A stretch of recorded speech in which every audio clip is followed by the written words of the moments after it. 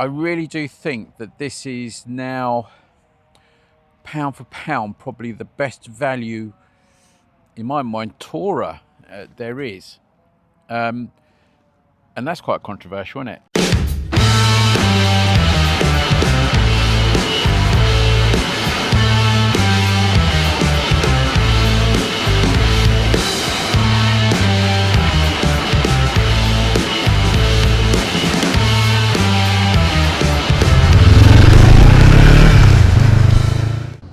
Alright, hello everybody. So we are today, courtesy of Dobles Motorcycles in Coulsdon, thank you very much again guys, we are out on the 2025 Honda NC750X, and this is the DCT dual clutch transmission. So was really looking forward to getting on this bike because it's a bike that I've owned in the past in its early incarnation. I had a 2015 bike, and obviously this is the latest version. There was an version in between my one and this one, and so there's a few nice upgrades on this now where they've done a few extra bits and pieces. But I think, as we do normally, we're going to have a look around the bike, have a chat about it, and then we'll get back onto the ride. So I will see you parked up. I'm completely out of my area again, so I've no idea where I am. Well, I do sort of do know where I am. I'm trying to find areas where I can go and do some talk rounds without being disturbed. So I shall find somewhere and we'll have a look around. So let's go there next. Let's come on, let's have a look.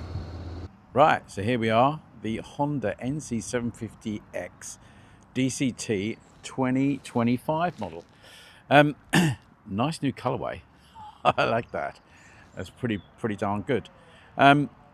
So, I mean, this has got no miles on it. So, thanks once again to Dobles Honda in Coulsdon, because, you know, really kind to lend me this bike. But I wanted to get on this bike, as you know, because I've already owned one of these bikes. I've always tried the model before this. I just want to see what improvements have been made, and maybe see whether this really has come of age now. Let's have a slow walk around the bike so you can actually see what we're looking at. So, the immediate differences on the bikes, one obviously are the colours, because you didn't have this colour before. This is really nice, this orange. Orange and grey seem to be the colour of the moment, don't they? But things that we've got on this bike that we didn't have before. So we've now got the better screen. I like the graphics on there. I like this. It's the same as the NX500. I think it may be the same as the Transalp, but I think the Transalp does a few difference. And you've got all your mode buttons and stuff in here has changed. You know, they're a bit more, I would say they're a bit more simplistic. I think you've got to know what you're doing. You've got upshift, downshift down here on the DCT. You've got your handbrake, which I didn't realise. I was going to comment about the handbrake, but actually the handbrake is on all DCT bikes, which is quite interesting. Never thought that. Never understood that. But I suppose because it's an automatic, I suppose your handbrake's quite useful, isn't it, really? Just to hold you where you want to be. Probably the biggest change on here is going to be the braking system. We've now got twin discs. They are smaller than the original single, but they are twin discs on here, which is a nice addition. And they seem to be putting twin discs on, because you've got twin discs on the NX500 and stuff like that. So braking on these is really nice.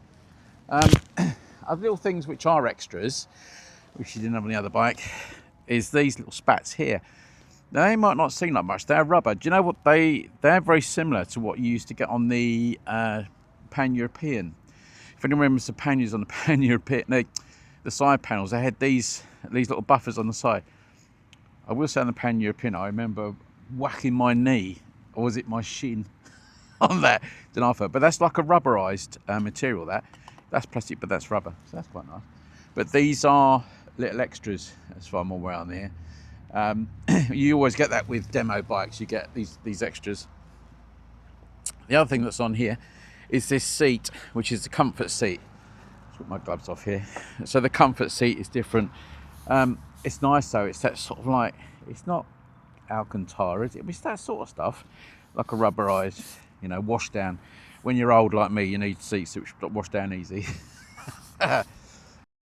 So if you're unfamiliar with these, so you've got obviously your normal ignition here, but you've got the frunk here, which I'll look at in a minute. But to get access the fuel filler, you've got where the frunk is, you put that in. I'll do that again. So you turn it anti-clockwise and that lifts that up. So you've got the fuel underneath there, so it's under tank, which is really quite important because what you've got on here, the fuel tank is underneath. So you get this low center of gravity, and I'll explain a bit more about that with the engine. And then you've got the frunk, which you turn the key the other way. Now that should take a full-size helmet, so I'm led to believe. Shall we test that? Come on, let's test it. So my lid is a Bell MX9, is it? I think MX9. Let's see. I think they sold me a dummy there. Bit of a dummy. Mine won't fit in there. Yeah, you might get an average size lid. No. Now that lower center of gravity we were talking about. Now with your fuel tank down in here, what you've also got with this engine, which isn't fitted to anything else, you've got this really laid down, if you like, parallel twin. Now I remember I've spoken about this before when I had my bike, about this shares some DNA with the Honda Civic, and it does, as far as I'm aware. There is some Civicness in this engine. It's to do with the crankshaft and stuff like that. But, you know, I'm not going to argue the toss about that. But because it's slanted so far forward, again, you get that low centre of gravity. So let's sit on the bike, and I'll show you what else I mean about that, because it really is quite important on this bike. So let's have a sit on it.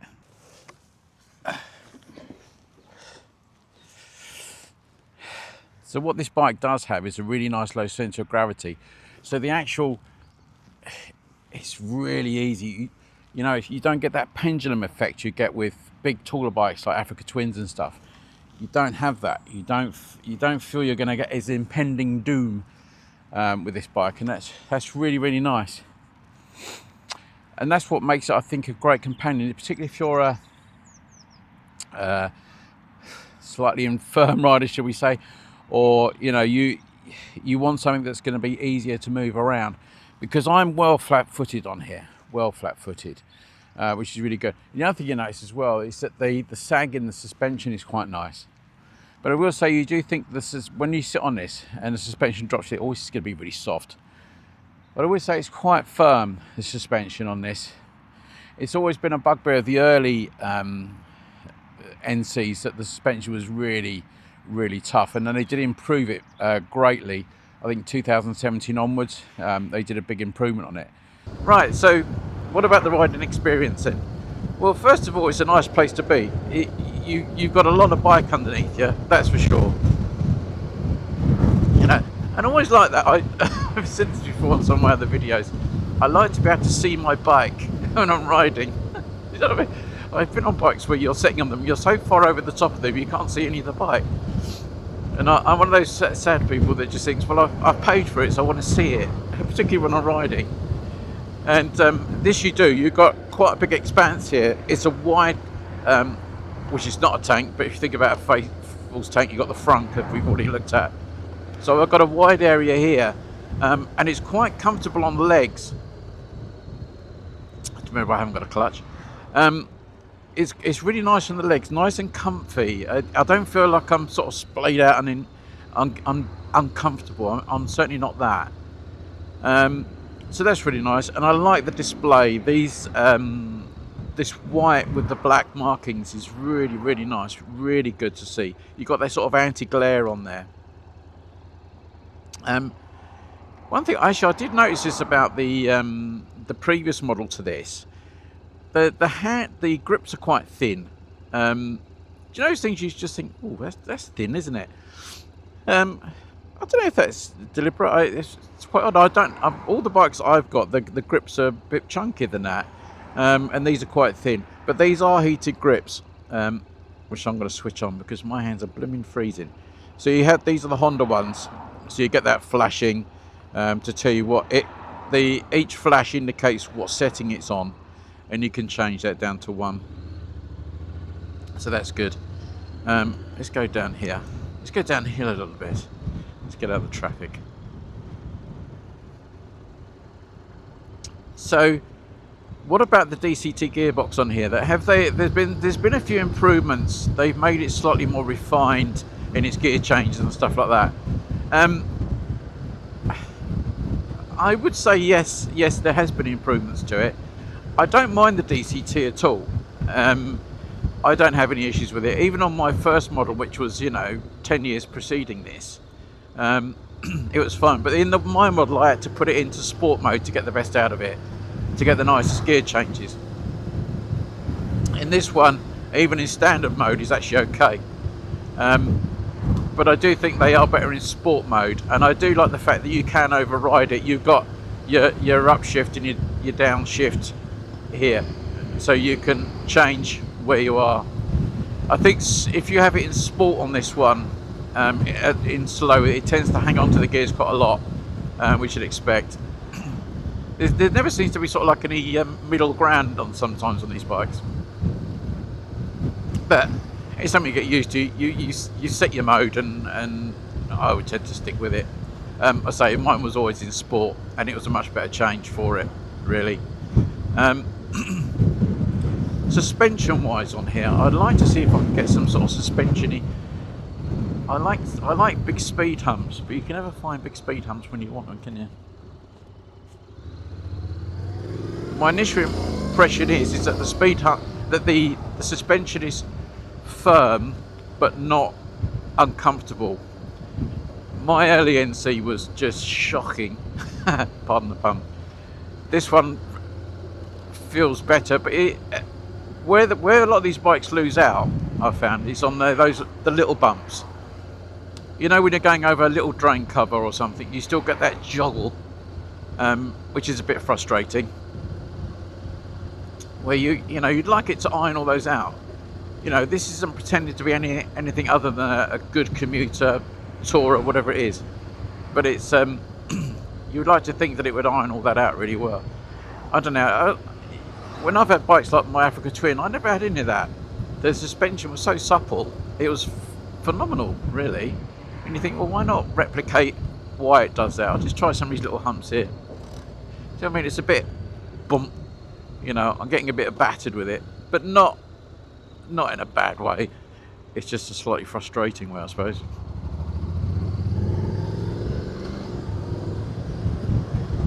The one common I wasn't going to say misconception, because I think it is a misconception with this bike, is that engine is boring and it's a really boring bike. I don't get that at all. I think this engine is really, really good. It's not fitted to anything else. It may be on, is it on that ADV? Something like that. That sort of like adventure moped thing. I'm not sure. It may be on that one, actually. Oh, look, we've got those. Oh, yeah, that's good. So we'll test the suspension down here. I forgot it was down. These were on here. So let's test it out on here. Yeah, it's firm, isn't it? It's firm. My 360 camera's telling me that. The 360 camera said, yeah, that's firm. I'm going to fall off. Ugh. Yeah. Doesn't like that. I'm not saying it's bad, but the damping's good, but the initial ride onto that is a little bit. Yeah, I'm just holding onto my 360 cam. Ooh. Yeah, it's all right. I can live with it. I think what you don't want is to be caught out, isn't it, on a bike like this? On any bike, you don't want to be caught out suspension-wise. If you're not used to it and being able to make, quick changes as you're riding, that you can react to the problem, then you've got to understand your bike, haven't you? But that's not bad. I'm not going to keep going over those. Let's try one more. Yeah, hit it at the right speed, you're okay. I know that the Africa Twin would have just glided over that, but then it's it is very much a different category of bike. Engine braking design. Now, this is something I did remember from my bike. The engine braking was excellent, really, really good.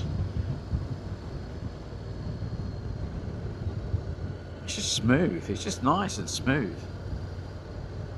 So I think this is such an underrated engine. I really do.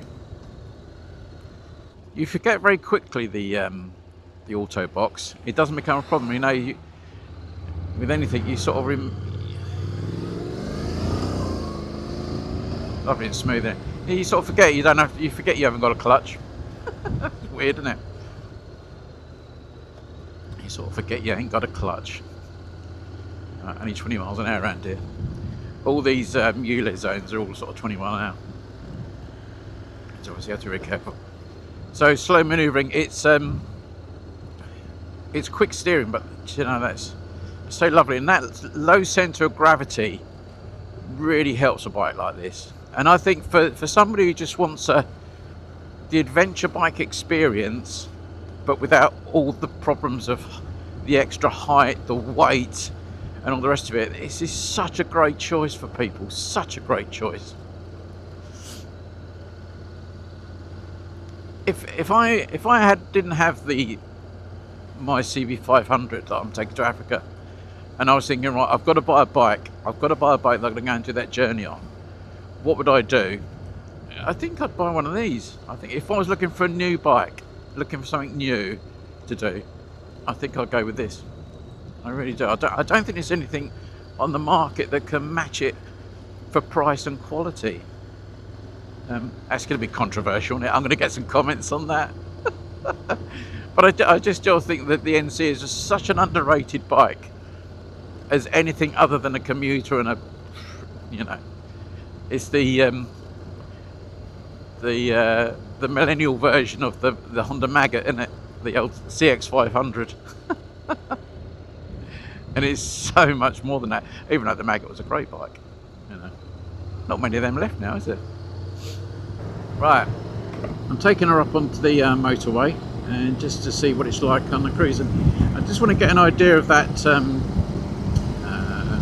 you know, what it's revving at. That sort of motorway cruising speeds, really. So just up to 60 now, and we're doing 3,000 revs. I mean, that's a really lovely lazy engine, and I don't mean that in an unkind way either. You know, that's fantastic. It's going to save you fuel, and it's going to save you effort at the end of the day. See what it's like when we knock her down gear. Nice. 65. You know, there's no movement in that throttle for me to push this up to these speeds. It's really, really good. So we're 65 now. Keeping up with traffic really easily. We're in 6th gear. Okay, let's push up to 70 instant. You know, what more do you need, really? You know, I'm not going to struggle to keep up with any of this traffic at all. So what do I not like about the bike? There's always got to be something, is there? I think the screen is lovely.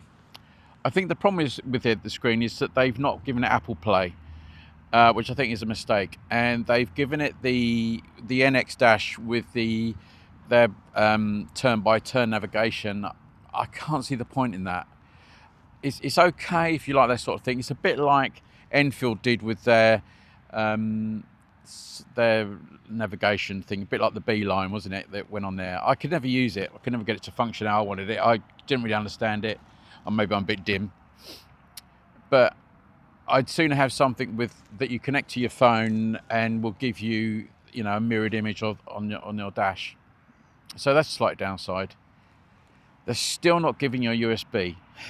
Honda, just give them a USB. You've got 2 places to fit them. Just fit it, you know. The other slight thing I have, and I need someone to tell me why you do that. Why does the front open that way? I suppose now looking at it, it's probably not so bad. Now I'm sitting on it and doing it. But I always thought you'd have the front open that way. It just makes, because you can get in it. I suppose, now look at it, so, but I don't know. Is that just me? Am I just being picky? I'd have the front open like that. Because then you could have something hanging in the door that sits up there, and your bits and pieces. Because I always think if you're going on a tour, you're going through customs or check-ins and the rest of it, you just want to get in there, but you've got to do that and sort of, and if you've got all bits and pieces on, you're struggling, aren't you? I don't know, that's just me. Hey ho. But they're the things that they don't annoy me. I suppose the USB annoys me still, but as a package overall, they're niggly things, aren't they, that you can rectify at the end of the day. I think to sum it up really, I think that the NC750X has sort of come of age. I think it's where it used to do a lot of things okay, and the odd thing really well. I think it does all those things really well now, and I think it's just become a really great, all those little tweaks that have been done to it over the years, all those little things that are added to it, and better brakes and the suspension which was improved, all those sort of things. The engine was always good. I'll argue with anyone, I still think the NC750 engine is still a really good engine. But all those extra things that have happened over the years, you can only improve it. I mean, some people ruin their bikes, but you can only improve it, can't it? And it's that, when do you buy a version of the bike that you always loved, the very last one, because that's when it's going to be at its absolute best. And I think that's what this is. It's not going to be an all-out adventure bike,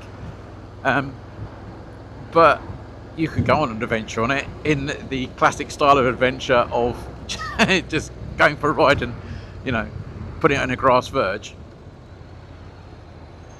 But I think as an overall package, the steering's great, suspension's much better than it used to be. If you go for the DCT is really, really good now. It was always good, but it's more and more refined. But I think it is. I think it's come of age, this bike now. I think it's become a really good contender. There'll always be things that people will moan about bikes like this, that it's not exciting. The problem with this thing about the engine not being exciting, it's a dull bike, it was said a long time ago and it's stuck, hasn't it? And it's a shame really, because it's always dented this bike a little bit.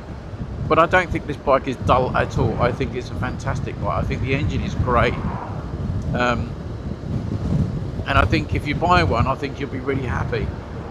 I would get it with the manual box though. I implore you to try an NC750X with a manual box, because I think the manual box it transforms the bike. It really does transform the bike. Or the engine. I think it makes best use of the engine. But this latest DCT is really quality, real quality, amazingly good.